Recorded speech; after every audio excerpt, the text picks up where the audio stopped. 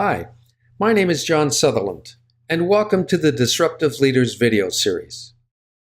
In this video, I show why the 21st century is providing exponential opportunities for those leaders who choose to engage with them. The 21st century is different than anything we have experienced before. Here's what McKinsey Global Institute has to say.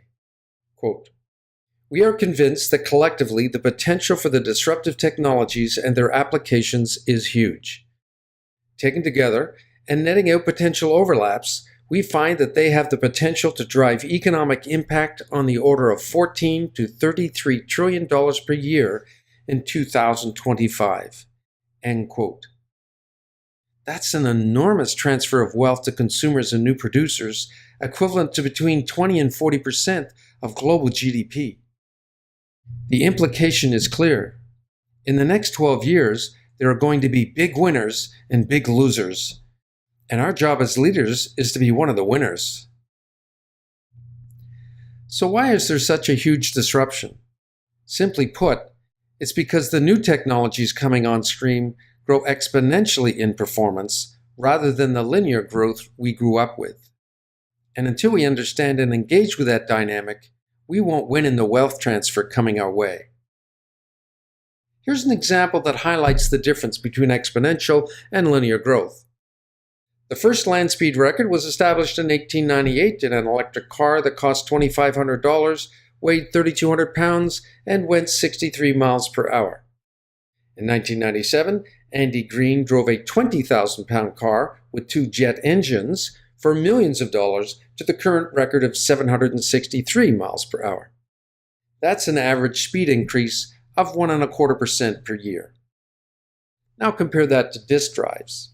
In 1987, a compact 386 came with a 20 megabyte hard drive costing $2,000 and took up 20 cubic inches of space. Today, a 64 gigabyte micro drive costs only $70 and takes up 0.007 of a cubic inch.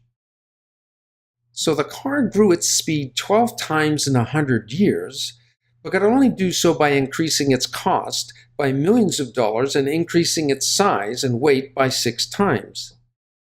By comparison, the storage drive grew its capacity by 3,200 times in only 25 years, and at the same time reduced its size by 99.9% and its cost by 96%. But those are just numbers. So if we represent the speed increase of the car by a 12-inch ruler and then use that ruler to measure the disk storage increase, then its height would be equal to 2.5 times the height of the Empire State Building. And that does not even take into account its dramatic reduction in both size and cost. And if we factor that in, then the height equals 1.5 times the distance to the moon. I don't know about you, but those performance improvement numbers are simply incomprehensible. And Jeff Bezos said it best in 1994 when he saw that the internet was growing at 2,300% per year. Quote, "That was a wake-up call. You have to keep in mind that human beings aren't good at understanding exponential growth. It's just not something we see in our everyday life." Unquote. So what does this mean for product and service competitiveness? Well, first, they disrupt existing businesses very rapidly, and Kodak is famous for that. The company launched the box camera in 1888, and they were very successful, and in 1975 they invented the digital sensor. Fast forward to 1991, when they launched the first digital camera with a 1 megapixel sensor for $13,000. But because of the doubling of digital sensor performance, by 1999, only 8 years after the launch of the first digital camera, the sale of film reached its peak and by 2011 had become almost non-existent. Digital cameras had taken over. So here's a business that had been a dominating player in photography for 111 years, but was out of business in 12. That's the new norm. And it's not just the disruption of existing businesses that matters the most, but the creation of new ones that represents the greatest opportunity. 13 of the items listed on this 1991 Radio Shack flyer were all disrupted, and by 2008 were all free on smartphones. And it was the exponential performance growth of digital sensors, computer chips, battery, and mobile technology that made that happen. Most importantly, the technologies used in the iPhone didn't make their version of these items 10 or 15% better.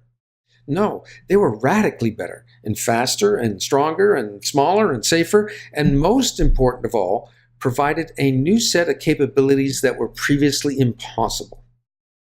Even if you had purchased all of those items back in 1991, you couldn't do FaceTime or instantly share videos around the world or navigate your car by satellite. And it's not just communication technologies. McKinsey has identified 12 technologies that follow this pattern, and they are watching 10 more.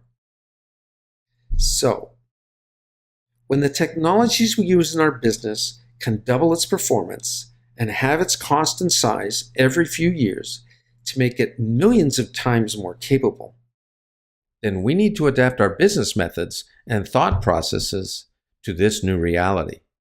To succeed in this new reality, we need to build the systems to listen to the upcoming opportunities from outside our normal frames of reference and recognize their potential.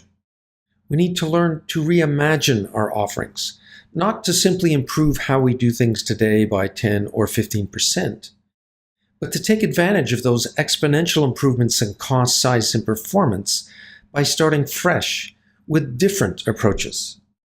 This is where Kodak failed. Even though they imagined the digital sensor, they couldn't reimagine their business to be something other than the seller of film. Finally, we need to engage our organization with this new way of thinking, so it can consistently seek out and implement those fresh approaches to create the radically better improvements that these technologies are bringing to our doorstep. Other videos in this series explore these new leadership capabilities, impacts and opportunities on industries, and of course, the technologies themselves. To learn more about disruptive leaders and their capabilities, you can purchase my latest book, Disruptive Leaders, from Amazon.